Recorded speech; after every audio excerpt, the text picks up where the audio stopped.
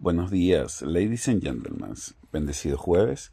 Como siempre, damos gracias a Dios por todo lo que nos da. Le damos gracias por la salud, por el techo sobre nuestra cabeza, por el alimento sobre nuestra mesa. Le damos gracias por la familia, por los amigos, por el empleo, por los estudios, por los proyectos. Le damos gracias por su inmenso amor, por su paciencia, por su misericordia y por ese gran sacrificio que hizo para el perdón de nuestros pecados. Hoy damos la bienvenida nuevamente al Espíritu Santo. Él nunca debe apartarse de nosotros, para que sea Él el que nos muestre qué quiere decirnos Dios con esta enseñanza. Y bueno, hoy continuamos con la segunda parte de la fe que camina con Dios. La fe de Enoc le condujo a una recompensa de parte del mismo Dios, porque él creía que Dios es el Dios que es. Se ha dicho que la fe es la única cosa que coloca a Dios en su debido lugar y al hombre en el suyo, en la manera como se relacionan los dos. Eso lo vivió Enoc en su relación con Dios. Él no hizo a Dios mentiroso por su falta de fe, todo lo contrario.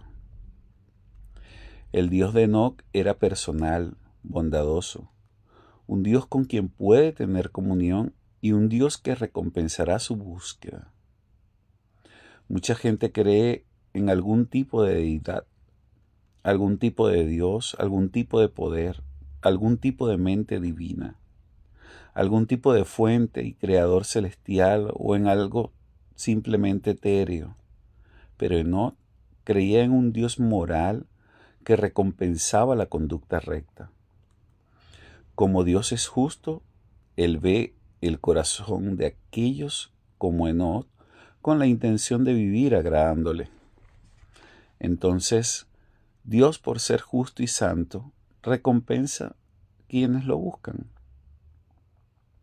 Salomón reconoció esto cuando Dios dijo: amo a los que me aman, y los que me buscan temprano me encontrarán. Esto lo podemos ver en Proverbios 8:17. Y el profeta Jeremías, a lo mejor pensando en Enoc, dijo: me buscaréis y me encontraréis cuando me busquéis de todo vuestro corazón. Esto lo podemos ver en Jeremías 29:13. Enoc sabía la importancia de acercarse a Dios por fe y por una fe obediente. Y también sabía que necesitaba tener una relación con Dios, porque Dios recompensaría su búsqueda con justicia y santidad. Esa búsqueda lo ayudaría a escapar del juicio. Debemos creer en el galardón de los que buscan a Dios, porque Él recompensa a quienes caminan en su intimidad. Curiosamente, Enoc fue el hombre más joven de los años cuando se contaban en centurias. En lugar de décadas, su papá Jared fue el segundo más viejo y Matusalén, su hijo, el más viejo. Ahora bien, en Génesis 6:8 conocemos a un hombre que resulta ser el bisnieto de Enoc. Su nombre es Noé. Noé era muy diferente a todas las personas de su tiempo. Noé era un hombre justo, irreprochable, y de él dice la Biblia también: Noé caminó con Dios, y esto lo dice en Génesis 6:9. Interesante que los únicos hombres de quien se habla de haber caminado con Dios fueron el bisabuelo y el nieto. Ahora veamos lo siguiente. El nombre Matusalén significa el hombre del envío, el hombre de la lanza o el hombre de la jabalina. Su nombre significa que algo salió disparado. Era una profecía nombrada por Dios. Su nombre profetiza que no moriría hasta el juicio. Y eso no vendría hasta que Matusalén muriera. De esta manera la misericordia de Dios se extendió en Matusalén toda su vida por 969 años. Y por lo tanto, durante ese tiempo, hasta que Matusalén murió, se advirtió al mundo que se acercaba al juicio con el diluvio. ¿Qué sucedió entonces? Que al morir Matusalén, la profecía siguió y él engendró a Lamec, el padre de Noé. Y fue con la llegada de Noé cuando se dio el diluvio y con eso el juicio.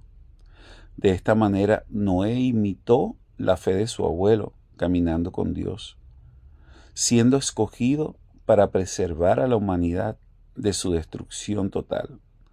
La fe que camina con Dios imita siempre lo bueno. Cuando leemos en la genealogía de Génesis 5, nos encontramos que Adán, Set, Enos, Cainán, Mahalaleel y Jared, el padre de Enoc, murieron con más de 900 años. Pero cuando llegamos a Enoc, allí se interrumpe esto.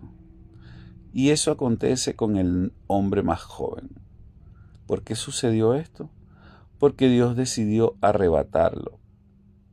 Por cierto, esto sería una ilustración del futuro arrebatamiento de la iglesia. Que sepamos, solo otro hombre llamado Elías fue arrebatado sin ver muerte.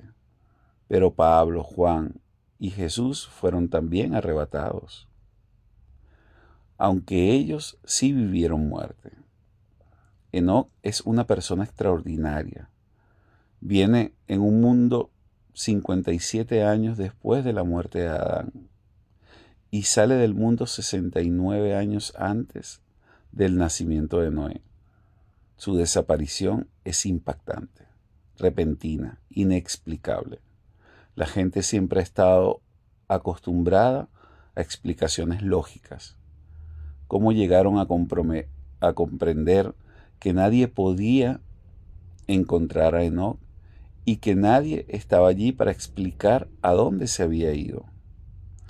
Pero esas preguntas tienen su lógica. Sin embargo, el propósito del caminar de Enoc y su repentina desaparición, más que dejarnos con incógnitas, es mostrarnos lo que Dios es capaz de hacer con una persona cuya vida es todo un testimonio de caminar con Él.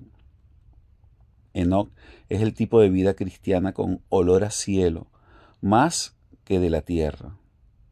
Es el tipo de vida de tal intimidad con Dios que al final es traspuesto para no ver el juicio venidero. Déjeme pensar en esto. Si alguien pudo estar en el arca de Noé, fue su bisabuelo Enoc, porque él fue igual a Noé, pero fue arrebatado antes de la tribulación del diluvio. Así será la experiencia de la iglesia. Dios nos arrebatará antes de la ira venidera, conocida como la gran tribulación. Mil bendiciones.